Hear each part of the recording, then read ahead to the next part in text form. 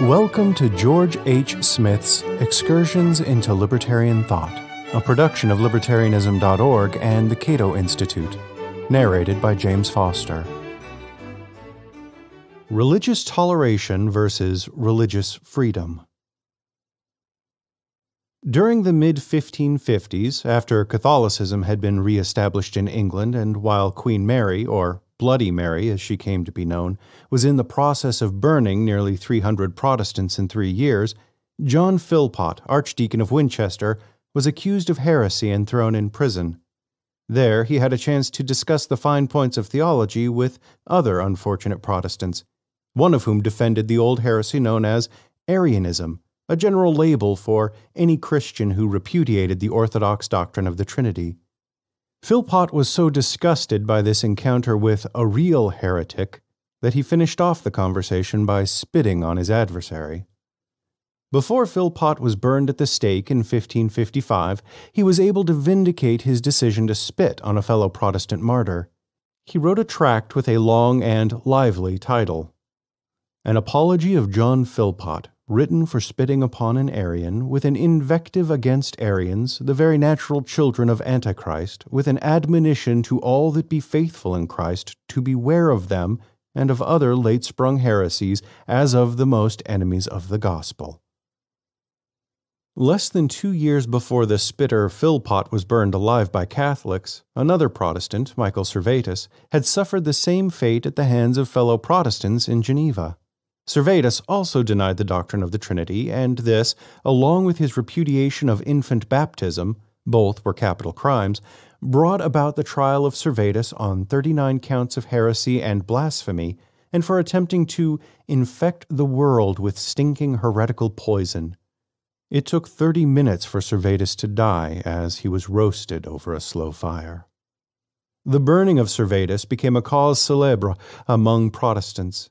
His execution was engineered by John Calvin, the most influential Protestant of the time, and it was subsequently defended by other leading Protestants. But this acclaim was far from unanimous. Some Protestants with liberal tendencies, most notably Sebastian Castellio, condemned the execution of Servetus, thereby sparking a debate that became a watershed in the history of religious toleration. Servetus became a poster boy in the struggle for religious toleration, but he was a problematic one by modern standards. As much as we might like to think that Servetus was a champion of religious freedom who was victimized by his intolerant adversaries, this was by no means the case. Although Servetus was more tolerant than Calvin and many of their contemporaries, he was not himself a champion of religious freedom. On the contrary, Servetus maintained that heretics who are incorrigible and obdurate in their wrong should be put to death, while more moderate punishments, such as banishment, should be imposed in less severe cases. During his trial in Geneva, Servetus insisted that his adversary John Calvin was the one who should suffer the ultimate penalty for heresy. These stories about Philpot and Servetus illustrate a recurring problem in the broader story of religious freedom, namely that the victims of intolerance were often intolerant themselves and would not have recognized the rights of those whom they regarded as the real heretics. Moreover, during the 17th century, many illustrious Protestant defenders of toleration, such as John Milton and John Locke, excluded atheists and Catholics from their arguments for freedom of conscience, and Catholic proponents of toleration typically made major exceptions as well, especially where heretics and schismatics were concerned. Only among a handful of these early defenders of toleration, such as the English Levelers and Roger Williams, the founder of Rhode Island, do we find arguments for a comprehensive religious freedom that included believers and non-believers of every stripe. It was because defenses of toleration were so frequently riddled with exceptions that the word itself acquired a bad reputation among some 18th century proponents of religious freedom. In 1785, the English minister and libertarian Richard Price discussed liberty of conscience, a term that had been used for around 250 years, but he distinguished between liberty of conscience and religious toleration. In liberty of conscience, wrote Price in Observations on the Importance of the American Revolution, I include much more than toleration. Not only all Christians, but all men of all religions ought to be considered by a state as equally entitled to its protection as far as they demean themselves honestly and peaceably. In a political context, to tolerate religious beliefs and practices is sheer presumption, because it implies that a government grants religious freedom to people as a privilege, favor, or for reasons of state. In contrast, Price insisted that liberty of conscience is a natural and inalienable right that governments have a duty to respect. It is a sphere over which governments have no legitimate jurisdiction, so it is not something they can choose to tolerate or not. Similarly, during a session of the French Constituent Assembly, which passed the Declaration of the Rights of Man in 1789, Mirabeau declared that he would not preach toleration because it suggests an authority with the power to tolerate those beliefs that it deems acceptable, and this implies a power not to tolerate as well. Hence, the very notion of toleration conveys a suggestion of tyranny, because it's inconsistent with the sacred right of individuals to the unlimited freedom of religion. A few years later, in Rights of Man, Thomas Paine also condemned the idea of toleration, calling it a counterfeit form of intolerance. Both are despotisms. The one assumes to itself the right of withholding liberty of conscience, and the other of granting it. Paine praised the new French Constitution for abolishing toleration, and intolerance along with it, and establishing instead the universal right of conscience. This contrast between toleration and the right to freedom of religion reflected a radical development in political theory that may broadly be described as libertarian. Although elements of this approach, such as its emphasis on natural law, had affinities with traditional political ideas, some of which can be found in the philosophers of ancient Greece, an integrated libertarian theory did not begin to take shape until the early 1600s. It arose largely in response to modern theories of absolutism, which stressed the absolute sovereignty of the state, as embodied in a monarch. Individualists, in contrast, argued that self-sovereignty, as manifested in the natural and equal rights of individuals, is the only legitimate basis for political power.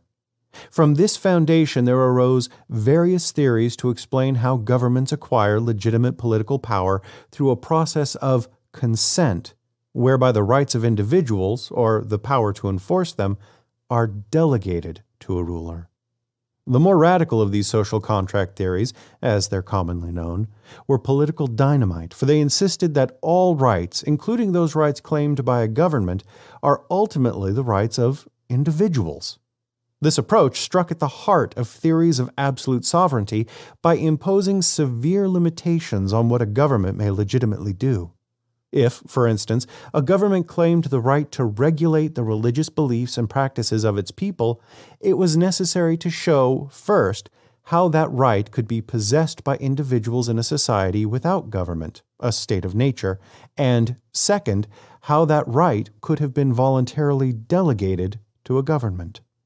These libertarian developments in political theory were closely related to the struggle for religious freedom. This is not a judgment made with the wisdom of hindsight. It is something that leading theorists and historians of classical liberalism have emphasized for over 2 centuries. When, in 1866, John Stuart Mill characterized liberty of conscience as the first of all the articles of the liberal creed, he was echoing a belief that had been stated many times before. Even when James Madison, writing in 1792, characterized freedom of conscience as the most sacred of all rights, he was merely restating a tenet that originated long before he was born. Liberty of conscience. This expression, which appears to have originated in the early 1500s, is a dominant and recurring theme throughout the struggle for religious freedom. But it has implications that extend beyond the realm of religion. When Herbert Spencer and other 19th century libertarians protested against schemes of government welfare, they argued that charity should be a matter of conscience, as determined by each individual, and that charity has moral worth only when it is given voluntarily. Similarly, when English dissenters, i.e., Baptists, Congregationalists, and other Protestants who did not belong to the Anglican Church, waged a vigorous campaign against schemes for state education, they insisted that education, whether religious or secular, is a matter of conscience and therefore not a legitimate function of government. Arguments for freedom of speech and press, and even for free trade, which entails the right to dispose of one's property as one sees fit, were frequently based on the same moral premise. This is why an understanding of the history of religious freedom is essential to understanding the history of freedom in other spheres. It was during the struggle for religious freedom that liberty of conscience was transformed from a vague battle cry into a sophisticated political theory based on natural rights.